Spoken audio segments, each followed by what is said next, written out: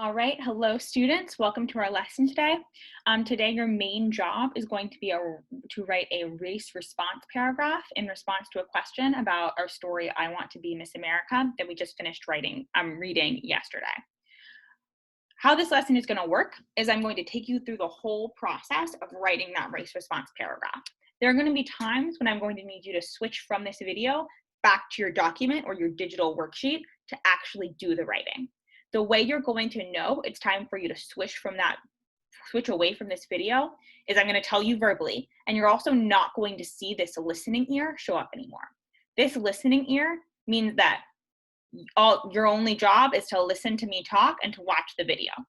Once this listening ear disappears, that means you should go ahead and close the video, go back to your digital worksheet, and do the actual work of writing. And if that's confusing at any point, just pause the video, call me, text me, let me know that you're struggling and you need a little bit of help. All right, so this is our lesson on race response.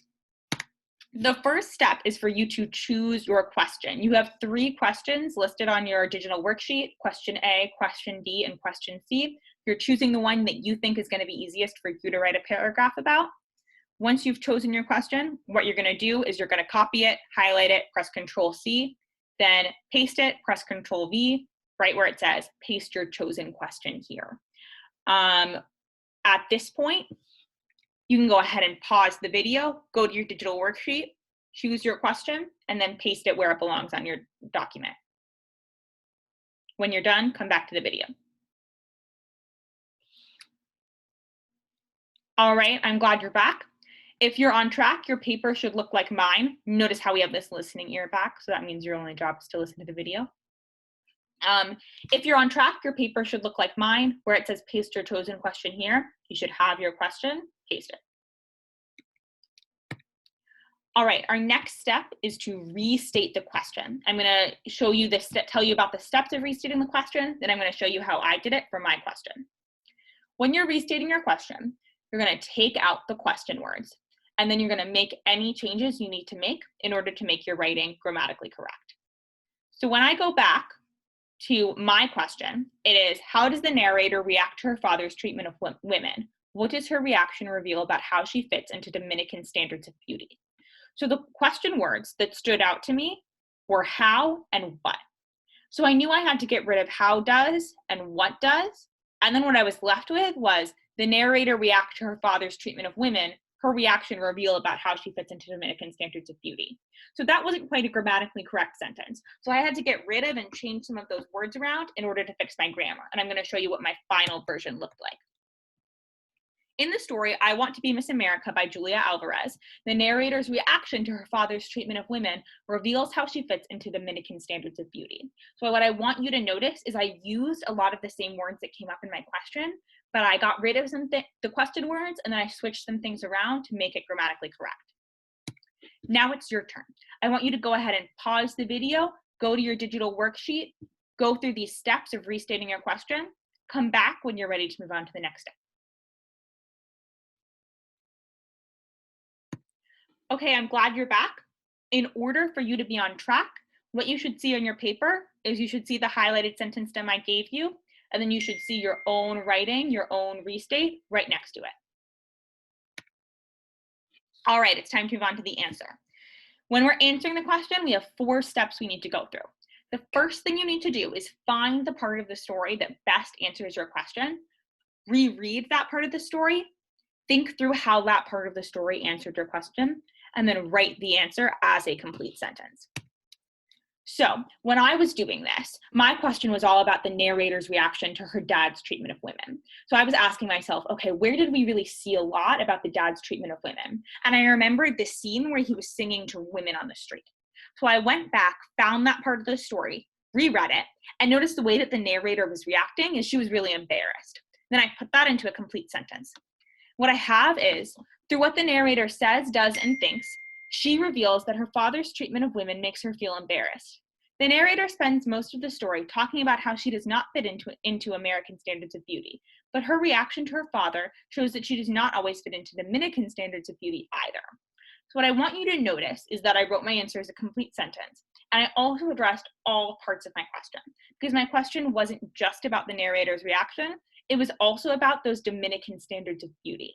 So I made sure I addressed her reaction. She felt embarrassed. And I talked about Dominican standards of beauty in my answer. You should do that in your answer too. All right, now it's your turn. I want you to pause this video, go back to your digital worksheet, go through these 4 steps to answering the question, come back when you have your answer as a complete sentence.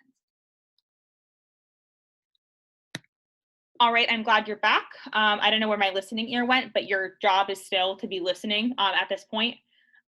You should, in order to be on track, you should have your own words next to the restate sentence stem in your digital worksheet and your own words next to the answer the question sentence stem in your digital worksheet.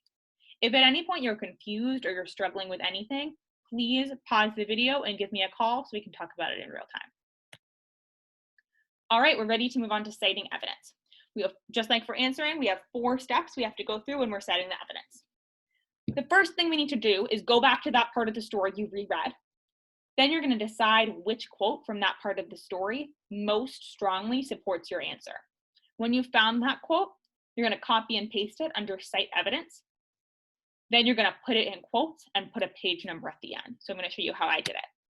I went back to that part of the story about her dad singing to girls on the street, and I found this quote that I thought really strongly supported my answer.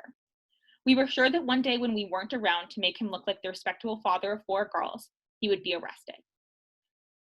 I want you to notice how I have that quote in quotation marks and I have page 4 at the end because I found that quote on page 4. Now it's your turn.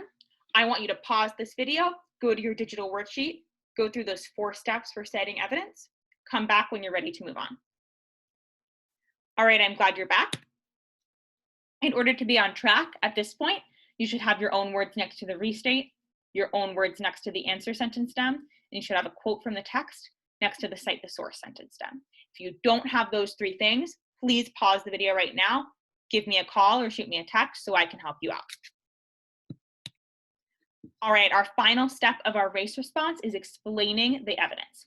There's only 2 steps for explaining the evidence.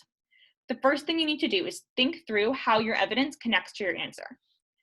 Then you're just going to explain your evidence in a complete sentence.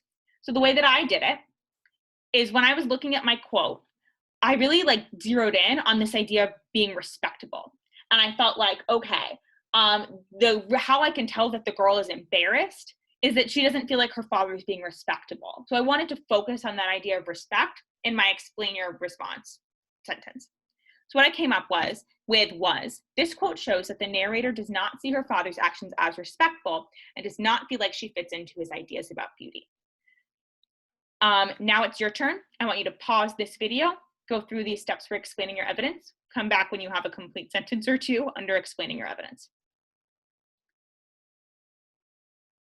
All right, thank you for coming back.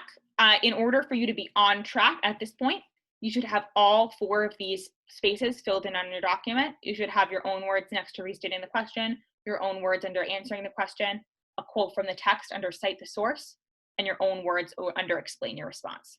If you have all 4 of those things filled out, you're done for the day.